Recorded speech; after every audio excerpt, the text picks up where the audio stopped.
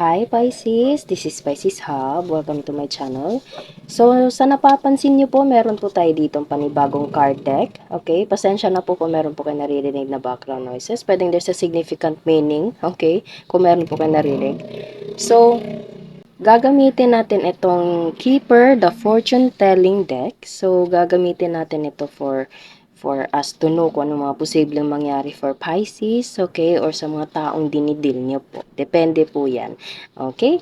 So, reminder lang Pisces na ito ay general reading. So, pwede pong mag-resonate sa'yo, pwede pong hindi. Okay? And sa mga gender ay welcome po sa ating channel. Okay? Wala po tayong specific gender dito. Mababae, lalaki, LGBT man yung nanonood. Ay depende po yan sa sitwasyon nyo po. Okay? So, and this is a timeless reading Pisces. So, kahit anong araw, buwan o taon mo ito napanood, basta mag-resonate po, take nyo lang. Pag hindi, huwag po nating ipilit. Okay? So, ano po ang message po for...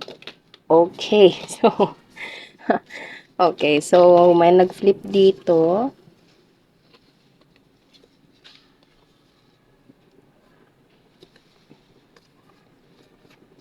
Oh, wow!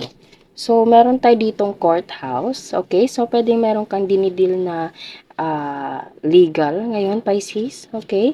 Pwedeng ito ay merong connection sa mature man. So, pwedeng ito ay family member or pwedeng ito ay someone. Pwedeng sa nararamdaman ko, it's either this is your energy, Pisces, na kung saan merong connection sa legal and mature man. Pwedeng you're dealing also with foreigner or other country person kasi meron tayo ditong parang globe, okay? And konektado siya dito sa mature man, okay? So kahit mature man siya, pwede pong ito ay babae or lalaki or LGBT po, okay?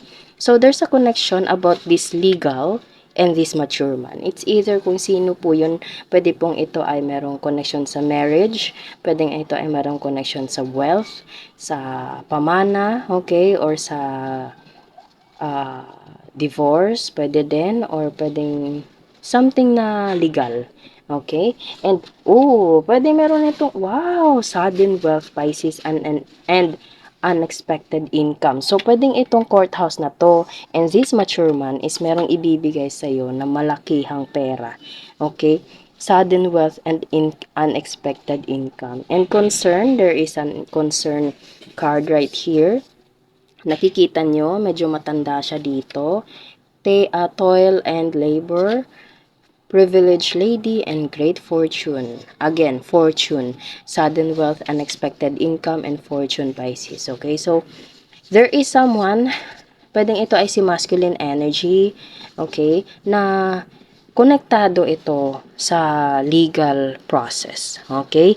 And konektado din ito sa pagbabago ng pinansyal na status ng buhay mo, Pisces. Wow! Sudden wealth, unexpected income, and great fortune, Pisces. Unang-una pa lang sa paggamit natin itong card na to, ito yung lumabas. Okay? Lumabas sila sa ating pag-shuffle kanina. And there's a privileged lady also. So, pwedeng ikaw to, Pisces, or pwedeng ikaw to. Take nyo lang po kung saan ka dyan. Basta there's a, kumbaga, upgrading in your financial status, Pisces. And pwedeng ito ay merong connection. Pwedeng makakapagpangasawa ka ng taga-ibang lahi, Pisces, okay, na medyo mas matanda sa'yo, or pwedeng ikaw yung mas matanda, okay? And meron talagang legal eh. Meron talagang legal. Okay, so pwedeng ito ay sa nararamdaman ko kasal, okay? Or kung hindi naman, pwede ding pamana, merong ibibigay sa iyo na pamana or malakihang pera na kailangan dumaan sa legal, okay? Itong taong to, okay? So tatlo yung card natin dito na it's all about money, okay? And there's a concern about this toil and labor, okay? Kasi nakikita ng taong to na you don't deserve this kind of life, okay? Kumbaga, concern siya sa'yo, Pisces, concern siya sa estado ng buhay mo, concern siya sa pagtatabaho mo, okay? Kitang-kita ng taong to na, alam mo yun, you deserve something better. You deserve something, some beautiful, wonderful life, Pisces, okay? So, nakikita ka niya na parang, medyo nahihirapan sa buhay, okay? Kitang-kita nyo, nahihirapan siya, nagtatrabaho, okay? Napaka, kumbaga, workaholic itong taong to or ikaw mismo Pisces, and this person always thinks about something wonderful for your financial needs, Pisces. Okay? So, it's either meron kang mapapangasawa na taga-ibang bansa. Okay? Wow, parang napaka-specific naman nun. Okay? Basta there is someone na older sa'yo, Pisces, na medyo meron kayong ibang, alam mo yun, ibang, kumbaga, pamumuhay or ibang mundo. Okay? Magkaiba kayo, Pisces. Magkaiba. You are a totally different kind of people. Pero this person is so into you.